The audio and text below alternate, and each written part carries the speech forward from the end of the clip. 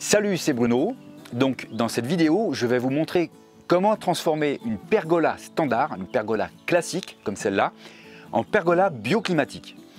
Voilà, donc cette pergola, j'ai fait une vidéo il y a 3-4 ans à peu près où je la monte, donc elle est visible sur YouTube ou sur d'autres plateformes de vidéos. Aujourd'hui, comme vous pouvez le voir, la pergola, elle a vieilli, tout simplement. Enfin, en tout cas, les systèmes d'ombrage ont vieilli. Donc j'utilisais des canisses synthétiques qui ont l'avantage d'être naturelles et relativement peu onéreuses. Sauf qu'un système de canisses, ça dure 2, 3 ans, 4 ans maximum.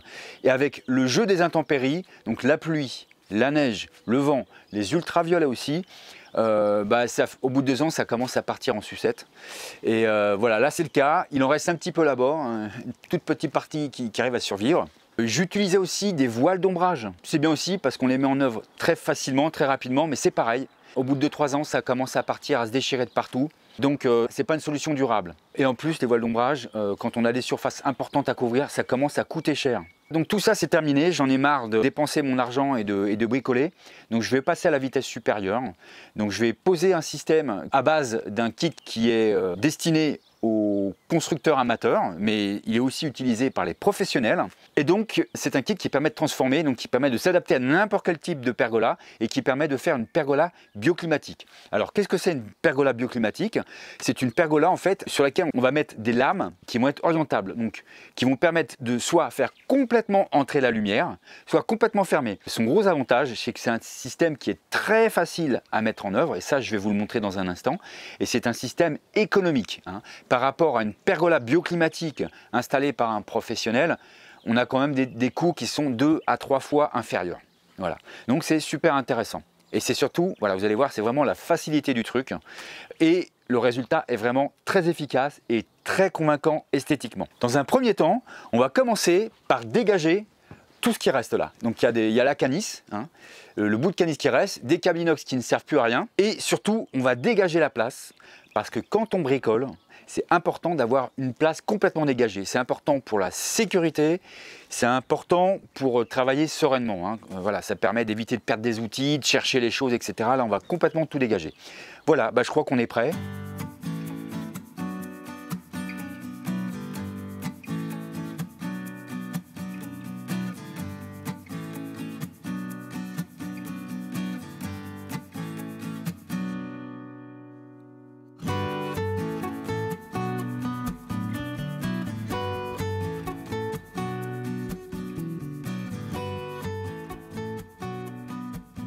Alors, qu'est-ce que c'est? C'est principalement un kit de base, une partie gauche, une partie droite. Et donc, on a une partie ici, une tringle. Cette partie-là va être fixée sur le support.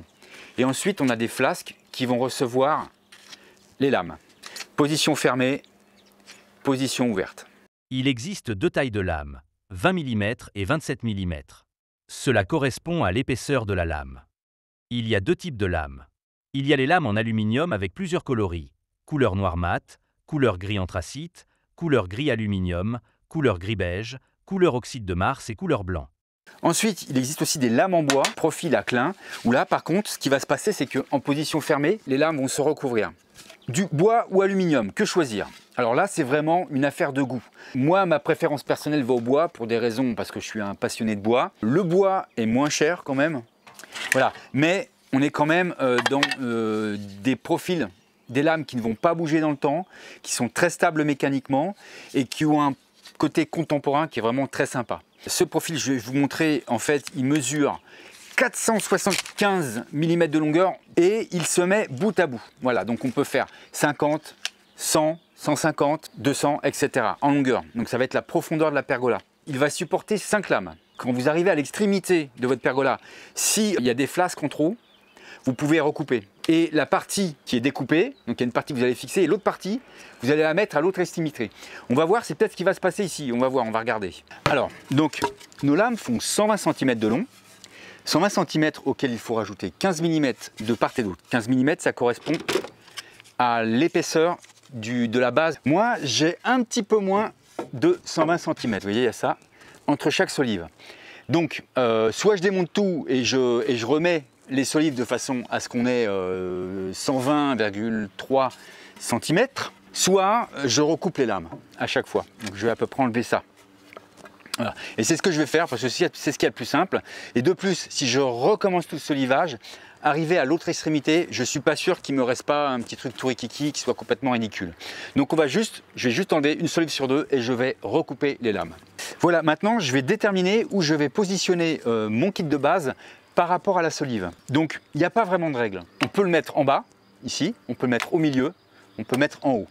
Le plus important, c'est que la tringle soit vers le haut, parce que disposé comme ça, c'est pas terrible. C'est pas terrible, hein, surtout quand c'est ouvert. On voit cette tringle ici.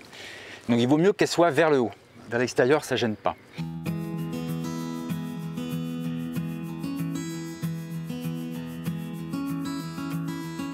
Voilà, maintenant, on va découper les planches. Donc je vais prendre les mesures. Il faut prendre 1 ou 2 mm en moins, pas plus. Il faut un petit peu de jeu quand même. On est à 111.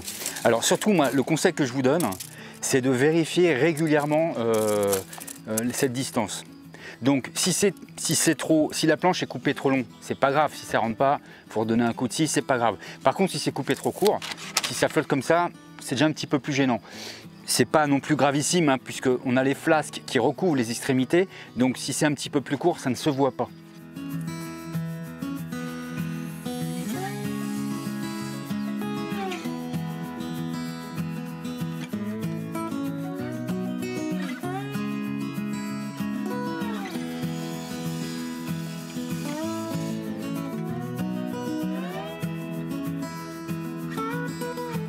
Dans les kits de base, c'est très simple, hein, ça s'insère assez facilement.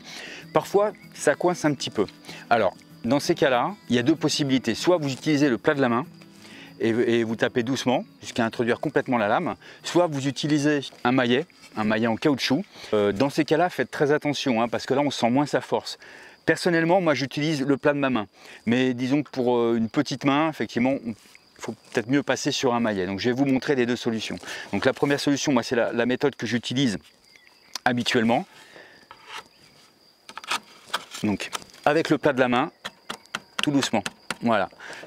Un coup à gauche, un coup à droite. Il faut vraiment y aller progressivement. Voilà. Voilà. Alors si vous rencontrez une difficulté, vous avez vraiment du mal à insérer la lame. Souvent, c'est parce que la lame est trop longue. Donc à ce moment-là, il ne faut pas insister. Vous enlevez la lame, vous enlevez une épaisseur de lame de scie, généralement, ça suffit. On va passer à la suivante. Donc je vais faire avec la méthode, avec le maillet, que je préfère moins. Vous voyez, d'ailleurs, j'ai le réflexe tout de suite de prendre le plat de la main. Voilà. Là, on a un petit peu plus de force, un petit peu plus d'inertie, mais il faut quand même faire attention à ne pas casser le flasque. Alors, pour ce chantier, on a eu une difficulté particulière qui est liée au fait que c'est une pergola qui a déjà quelques années. Ce qu'on s'est rendu compte, c'est que les solives n'étaient pas du tout parallèles, avec parfois, sur certaines travées, on avait 5 cm, peut-être même un peu plus, entre le début et la fin. Ça nous a pas mal retardé, il a fallu toutes les 2-3 lames reprendre les mesures, et on a quasiment, sur certaines travées, il n'y a pas une lame qui a la même longueur. Donc ça nous a bien retardé. Sur une pergola qui serait neuve, il faut effectivement faire très attention de bien avoir des solives qui soient bien parallèles, donc soigner la mise en œuvre de la structure.